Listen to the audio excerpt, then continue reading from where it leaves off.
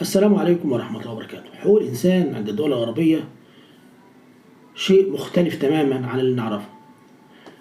هي أن تبني الأيديولوجية المتطرفة فقط لا غير، وأن تهمل حقوق الإنسان الأساسية كالصحة والتعليم والاستقرار الاجتماعي والاقتصادي والاستقرار السياسي.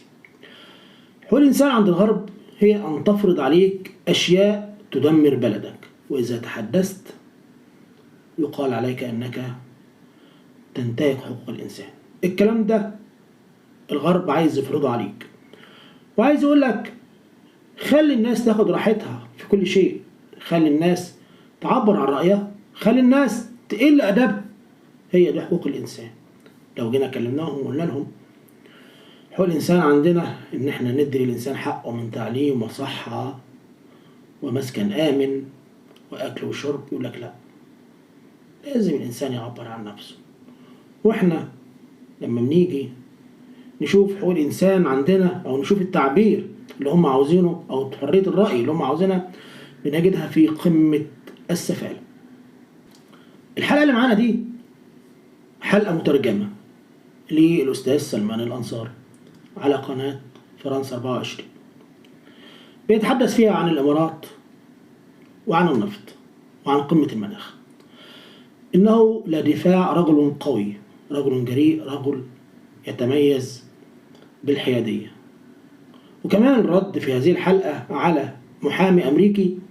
هذا المحامي يزعم أن حقوق الإنسان في الغرب أكبر بكثير وأفضل بكثير مقارنة بدول الخليج. لكن رد سلمان الأنصاري كان ملجم رهيب، لا يمكن أن أنت تتخيله. بجد راجل من ظهر راجل. تعالوا نسمع الحلقة ونعلق بعدين. I'm an Ansari. What's the incentive? Yeah, thank you so much, Francois, and hi to all the viewers of France 24. Yeah, I think one of the things that we need to pay attention to is the fact that the hydrocarbon is not the enemy of green energy. I know that may sound weird to some, but it's the transition enabler of renewable energy. And if we don't look at it this way, then we are not going to achieve anything.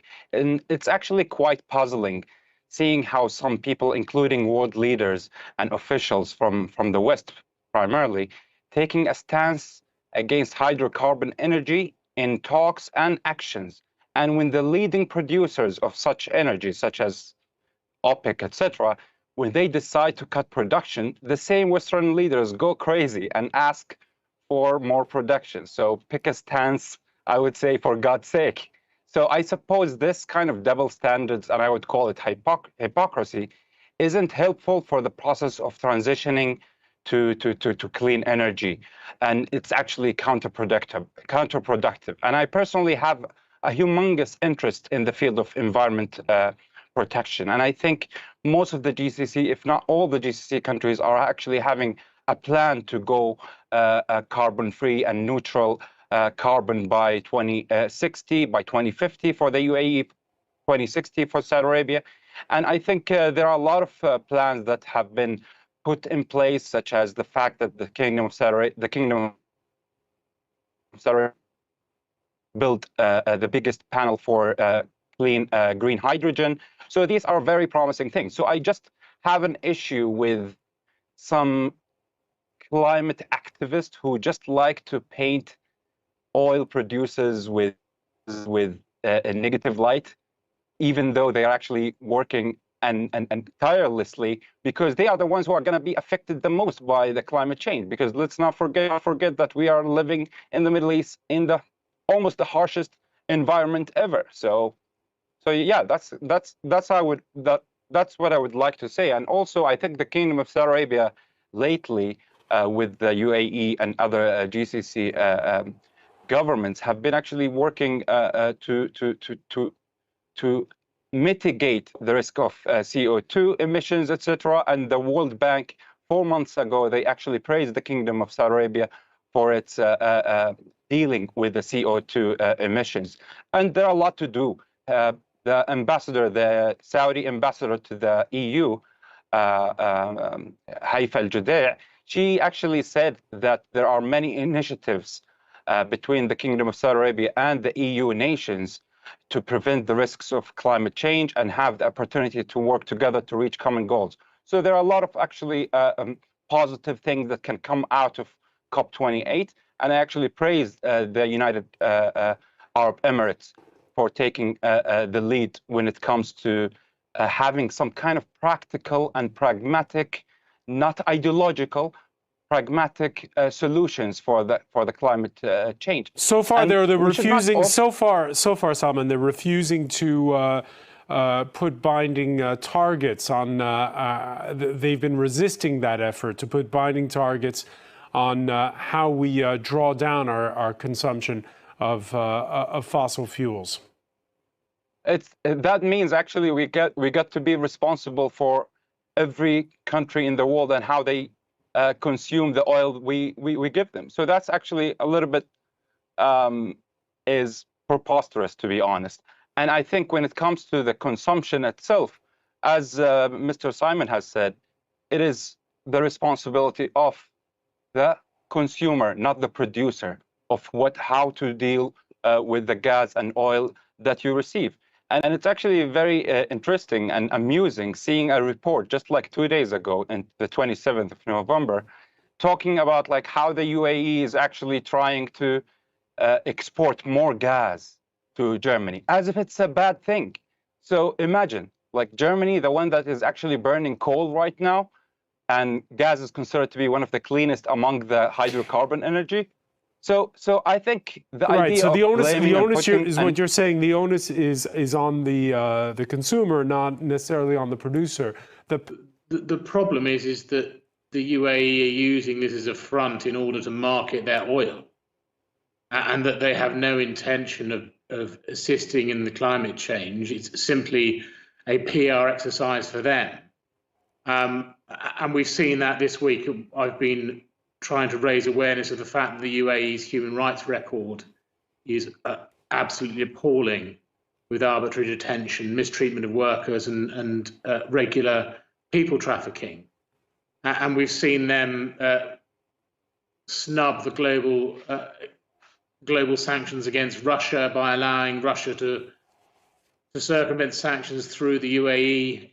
It's all about money and power, and what is good for the UAE in terms of those things, rather than what is good for the climate. And that dishonesty is at the heart of everything that UAE does, which is to... Your reaction to that, Salman Al-Ansari? Yeah, Francois. Yeah, just to comment about what Mr. Benketh has said. He is a human rights lawyer, so I think human rights lawyers should actually stick to facts.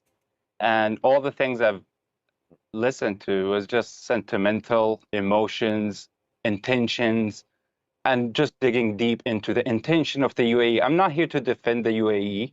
I'm a Saudi, and I'm very proud of all the GCC countries and the way they manage the things. But I think it is very expected to see some kind of hatred towards any success story in the GCC and in the Arab world.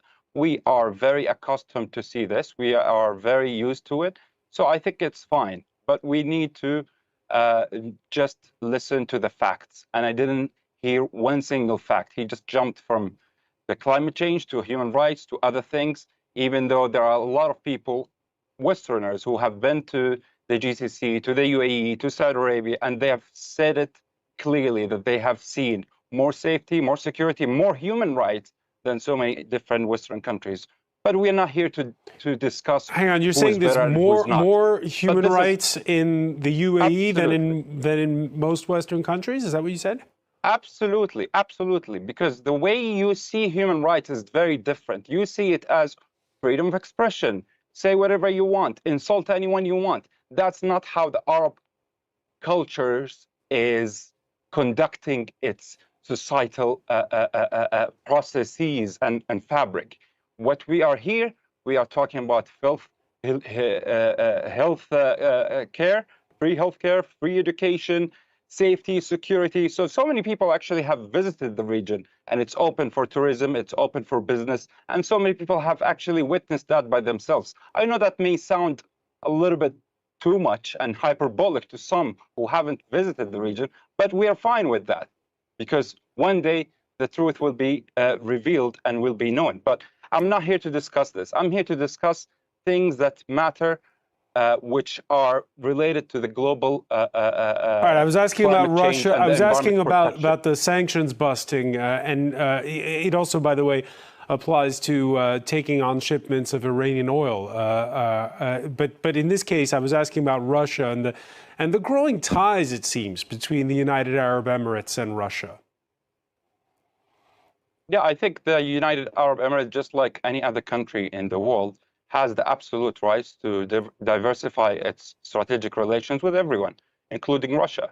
Why is it okay for some countries to have some relations with Russia and some don't? So I think the idea of having this kind of patriarchal kind of aspect of or view of looking at the GCC, of how they should be somehow be fixated with the Western camp, is just out of date. It should not be thought of anymore. Right now, we are living in a multilateral world. We are living in a world where every country has the absolute right to strengthen its strategic relations with everyone. I'm not here to, as I said, I'm not here defending the UAE. I'm not here defending Saudi or the GCC. I'm just talking about facts. Every country has the right to diversify its relations and to take its strategic relations to another level. Will that come at the account of other countries? I don't think so, because every country can actually do business with everyone. And with regards to what you mentioned just today, definitely congratulations to Saudi Arabia for hosting the expo, for winning the bid. And I think this event or this exhibition will be the cherry on top of the ambitious Vision 2030, and it will take place at the same year of launching the new Saudi Vision 2040.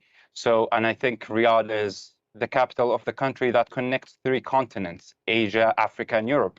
And it has been going through one of the biggest transformations in the history of the region. And as I said, Saudi Arabia is a G20 nation and has the biggest economy in the Middle East. والله يا سيدي الفاضل كلمة فضحهم دي شوية، وكلمة فضحهم تعتبر دلع، ولكنه فعلا أشبه بأنه هو خلع اللي في رجله وصدرها في وش هذا المحامي أو في وجه الذين يتشدقون بقصة حقوق الإنسان. حلقة جميلة بجد، وهنيئا لمن شاهدها، وأشكر حضراتكم للي وصل لآخر الفيديو، والسلام عليكم ورحمة الله وبركاته.